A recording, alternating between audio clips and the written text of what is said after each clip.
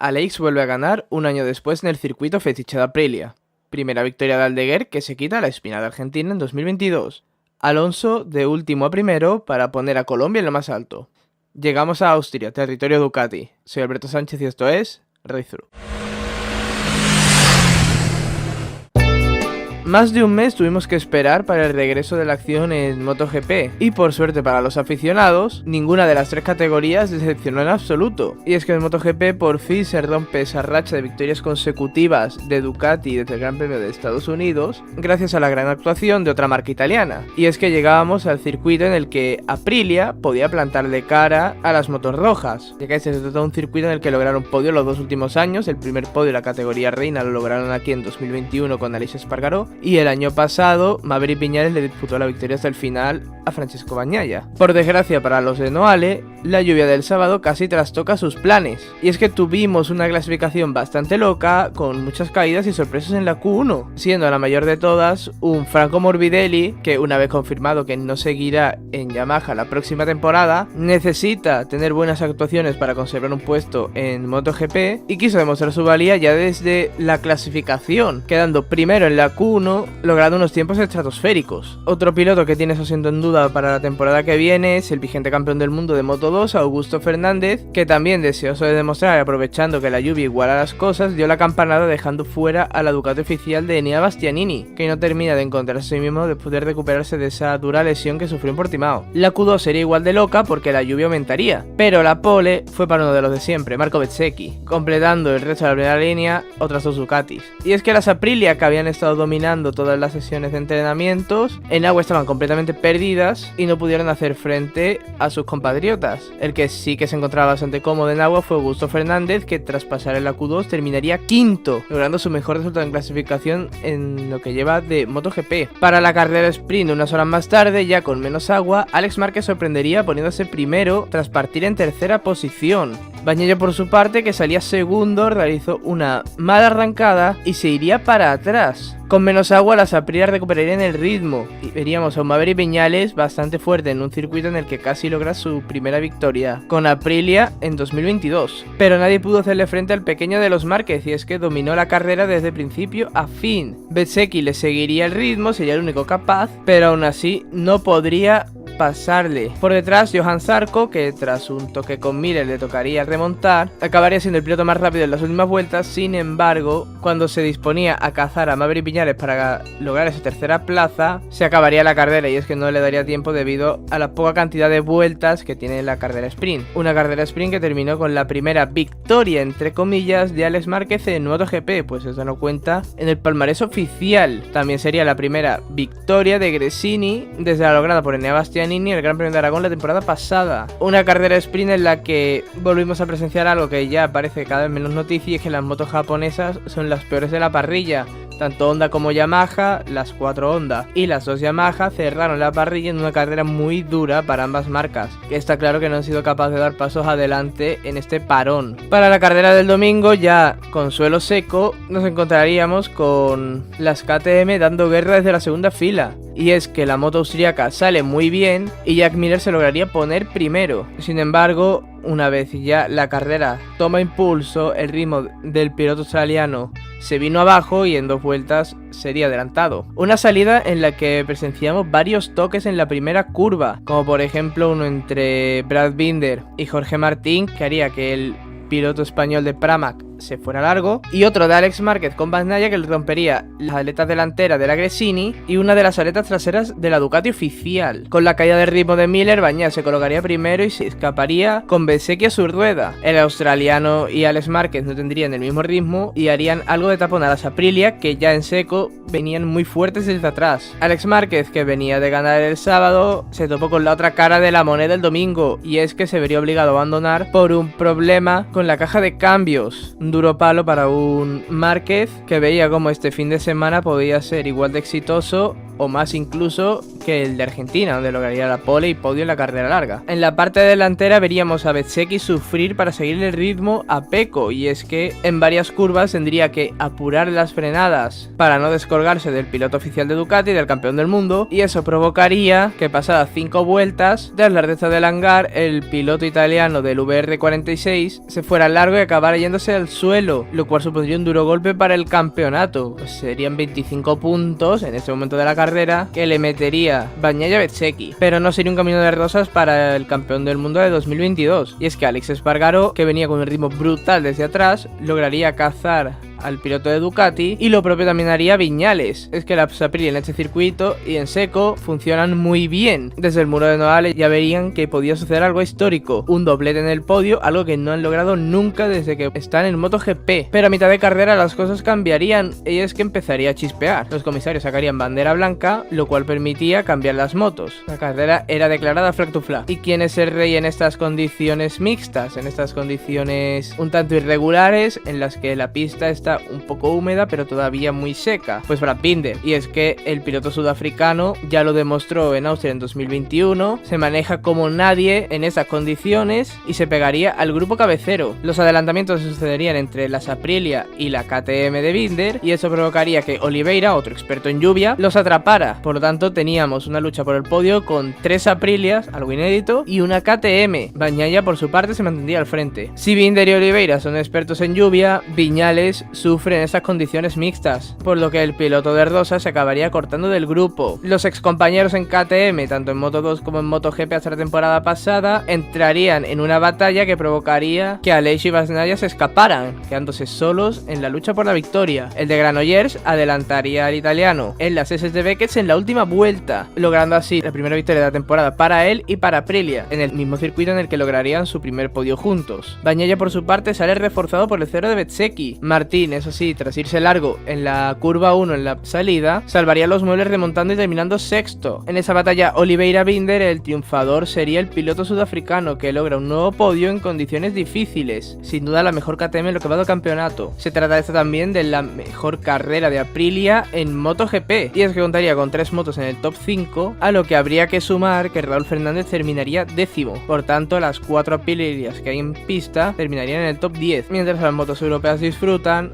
hay otras 2 motos que están sufriendo mucho cuando antes eran la referencia de la categoría. Las Yamaha y las Honda volverían a quedar en la parte trasera de la carrera, y sus principales espadas, Marc Márquez y Fabio Quartararo, tendrían que abandonar por sendos accidentes. Uno, Fabio, tras tocarse con otra moto y perder prácticamente toda la parte frontal del carenado, y el otro, Márquez, se iría al suelo en las S intentando esquivar a un Enea Bastianini que parece tuvo algún problema. No vimos imágenes en la toma completa, solo la onboard del piloto español. Nuevo varapalo para ambos, nuevo varapalo para sus marcas, que veremos si son capaces de remediarlo de aquí a final de temporada, aunque parece complicado. En Moto2, la lluvia del sábado también nos dejó varias sorpresas, con una clasificación en mojado que nos permitió ver a un Izan Guevara algo competitivo por fin, y es que el campeón del mundo de Moto3 la temporada pasada está sufriendo bastante su adaptación a la categoría intermedia. Con la lluvia se le vio algo más cómodo, eso sí, todavía muy lejos de la cabeza. El que sí se metió de lleno en la cabeza con total sorpresa fue Sonta van der Gorber, y es que el piloto neerlandés fue la gran revelación, colándose incluso en primera línea. Fermín Aldeguer, que poco a poco parece que se está volviendo a encontrar, rozaría la pole. Sin embargo, Pedro Acosta es mucho Pedro Acosta, y da la sensación de que los rumores sobre su ascenso a MotoGP no le están distrayendo de su labor de intentar lograr el campeonato. En la salida las oscuros se pondrían primera y segunda, con Acosta y Caneta Rueda. Zonta en seco no es tan competitivo como en agua y se fue para atrás. Una salida que fue bastante caótica por una caída múltiple provocada en la curva 3 por Borja Gómez, que acabaría con Rory Skinner, Taiga Hada y Denis Foggia en el suelo. El piloto español del Fantic, casi con total seguridad, deberá asumir una sanción en el Gran Premio de Austria. A pesar de venir de ganar en Assen, este fue un mal fin de semana para Dixon en su carrera de casa, y es que en clasificación nos dejó uno de los momentos más curiosos del fin de semana, pues cuando se trataba de hacer tiempo para colocarse entre los 10 primeros, se iría al suelo en la última curva, cruzando eso sí su moto la meta, pues está prácticamente pegada a la curva. Contándole el tiempo horas más tarde, tras revisarlo la Federación Internacional borraría ese mejor tiempo que había hecho tercero, obligando al piloto británico del equipo Spar a salir 15º, y su intento de remontada se iría al traste a las primeras de cambio con una caída al principio de la carrera tras tocarse con Darren Binder, una caída que sentó muy mal a Jake Dixon, que tras la carrera pidió la expulsión del campeonato del piloto sudafricano. Si bien es cierto que la fama del pequeño de los Binder es de un piloto súper agresivo y a veces excedido, sobre todo lo vimos en Moto3, sorprende bastante que el británico haga estas declaraciones en una acción en la que precisamente el piloto del Husqvarna no podía hacer nada para evitar el contacto. Volviendo a la carrera, el líder del campeonato, Tony Arbolino, flojearía por primera vez en lo que va de temporada, y es que el piloto italiano del Marco VDS no tendría para nada ritmo y que se iría cada vez más para atrás. Esto provocaría que Acosta se acercara aún más a él en el campeonato, acechando ese liderato. Un liderato que se le pondría más de cara aún con la caída de Alonso López cuando marchaba líder de carrera. Aaron Canet tomaría el relevo. Un Aaron Canet que se encontró muy cómodo en ese circuito, sobre todo en condiciones de seco, y que por un momento parecía que su primera victoria en la categoría intermedia estaba más cerca que nunca, pues llegaba a sacar incluso 2 segundos al grupo perseguidor. Pero había otro piloto en este grupo que también ansiaba su primera victoria, y es que Fermín Aldeguer, tras rozar el podio en Assen, lo tenía asegurado en Silverstone, pues tanto él como Acosta y Canet estaban muy lejos del cuarto clasificado. Perio quería más y atraparía al piloto de Corbera. Una vez atrapado no tardaría mucho en pasarlo, y no solo lo haría, sino que además escaparía en busca de una victoria que ya le fue arrebatada tras ese choque con Celestino Vietti en Argentina en 2022. En esta ocasión no tendría nadie con el que tener un incidente, no le pudieron los nervios y cruzaría la línea de meta primero, logrando así su primera victoria y su primer podio en el mundial para el piloto murciano. También la primera victoria de Bosco Oscuro de esta temporada. Por fin se quita esa espinita de Fermín Aldeguer, que ya el año pasado, tras perder esa victoria más el posible podio de Jerez, se vino abajo mentalmente. Poco a poco se ha ido recuperando sensaciones, ya terminó cuarto en Assen y ahora logra la victoria, por lo que parece que tendremos un nuevo aspirante para carreras venideras. A Canet se le vuelve a escapar la victoria una vez más, eso sí, consigue su segundo podio del año, y aunque no logra ganar, el piloto valenciano del equipo Pons también recupera sensaciones de cara al futuro. Acosta no tendría la capacidad de disputar la victoria a ninguno de los dos, sin embargo logra subir al podio en un tercer puesto que sabe a triunfo, pues con la mala carrera de Arbolino se coloca líder del mundial. La Juve también te daría sorpresas en la categoría pequeña, como la primera línea de Scott Ogden, que disputaba el Gran Premio de casa y que hacía las delicias de los aficionados británicos. Eso sí, en la pole no tendríamos sorpresas, sería para Jaume Masia. Y es que el piloto del GMC, incluso después del parón, parece el piloto más fuerte de las últimas carreras junto a Denis Onchu. Daniel Gado, por su parte, finalizaría tercero en la clasificación, demostrando por qué es el líder del campeonato. Pero todo lo positivo para Ogden el sábado se truncaría el domingo, y es que la mala suerte se cebó con el piloto británico, que se le paró la moto en la warm-up lap, teniendo que salir desde el pit lane cuando partía tercero. Holgado se pondría líder tras la salida con Masia por detrás, el cual rápidamente recuperaría la posición y trataría de escaparse. Por detrás, David Muñoz y David Alonso, que salían últimos,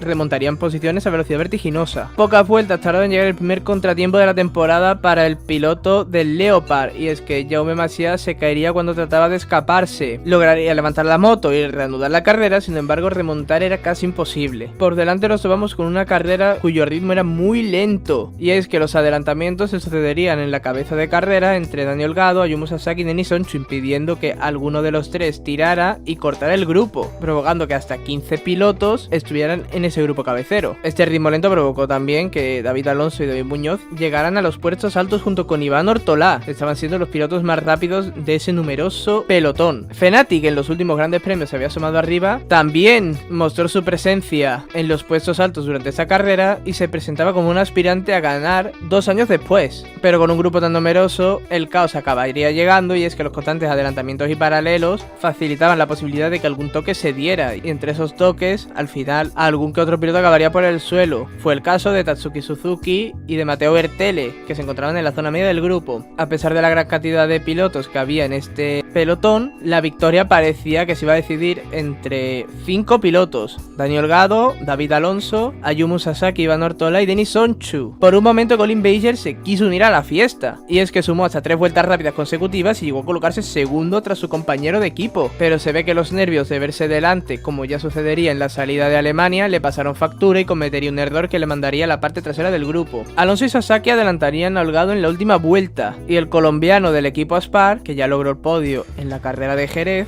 conseguiría distanciarse lo suficiente del japonés para cruzar primero la línea de meta, después de salir último en carrera. Primera victoria para el piloto colombiano nacido en Madrid, primera victoria de un colombiano en el Mundial y primera victoria del equipo Aspar esta temporada. Con este triunfo además, Alonso se asegura un poquito ser el mejor rookie de la temporada. Al igual que hiciera Pedro Acosta en Moto 2, Dani Holgado terminaría tercero, una posición que se abría a triunfo tras el cero de Masia. Un Jaume Masia que sufre su primer varapalo de la temporada y que esperemos que no le afecte mentalmente en las próximas carreras, cosa que ya le ha sucedido en las temporadas anteriores. Tras la disputa de la prueba en el circuito británico, toca un pequeñito parón de 2 semanas en el que las noticias no dejaron de sucederse. Y es que la semana siguiente a la disputa del Gran Premio de Gran Bretaña, el equipo Gresini anunciaría la renovación de Alex Márquez para la próxima temporada. El piloto español parece encontrarse mucho más cómodo con la Ducati de lo que estaba con la Honda estas últimas temporadas, y está siendo el único capaz de sacar resultados para el equipo italiano dada la mala temporada de Fabio Di Giannantonio. Pero este no sería el único anuncio de Gresini, es que también anunciarían que renuevan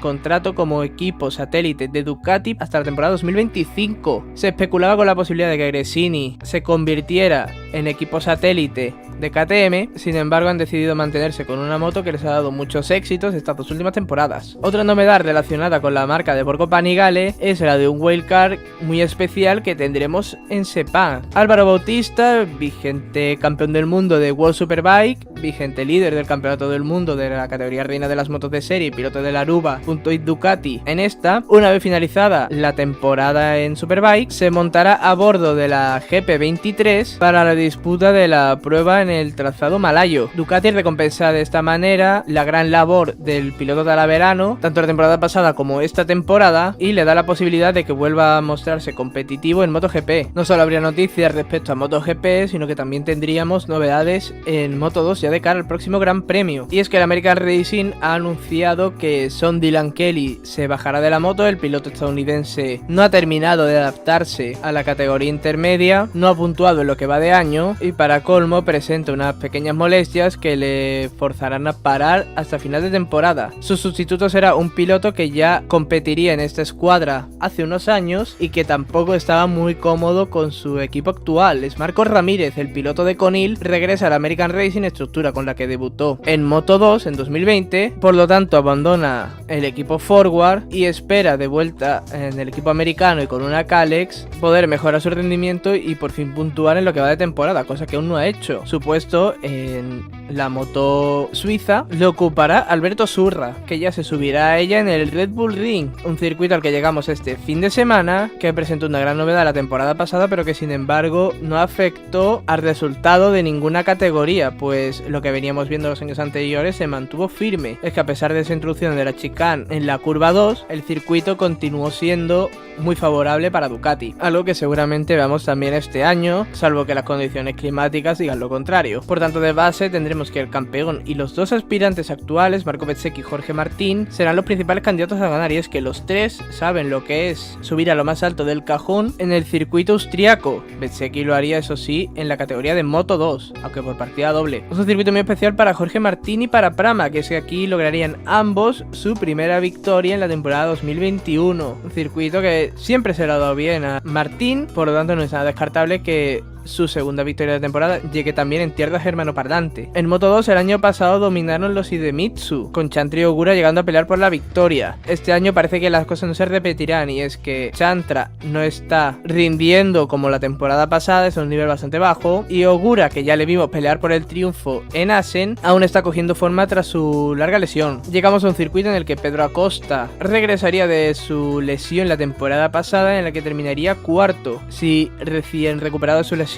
terminó cuarto aquí la temporada pasada, este año en plena forma y llegando como líder del campeonato es el principal favorito a ganar. En Moto 3 este se trata de un circuito muy propicio para Jaume Masia, que realizaría su debut en el año 2017 realizando una grandísima actuación, eso sí acabaría con caída en la última vuelta. Tras el cero de Silverstone, el piloto de AMC necesita un buen resultado, y es que otra mala carrera del piloto del Leopard podría afectarle mentalmente y acabar con él de cara a la lucha por el título. Se trata de un circuito en el que Dani Holgado la temporada pasada lograría su primera pole, por tanto el líder del campeonato llega a un circuito que le gusta, y en el que Ayumu Sasaki hizo historia al lograr la victoria tras cumplir 2 long lap de sanción. Por tanto se viene una carrera bastante entretenida en la categoría pequeña. Solo veremos el domingo, aunque ya empezaremos a analizarlo desde el viernes con los libres 1 que arrancan a las 9 de la mañana, finalizando la categoría reina a las 11:30. Libres 2 tendrán lugar de 1:15 en el inicio de Moto 3 hasta las 4 de la tarde, que finalizará MotoGP. Sábado los libres 3 arrancarán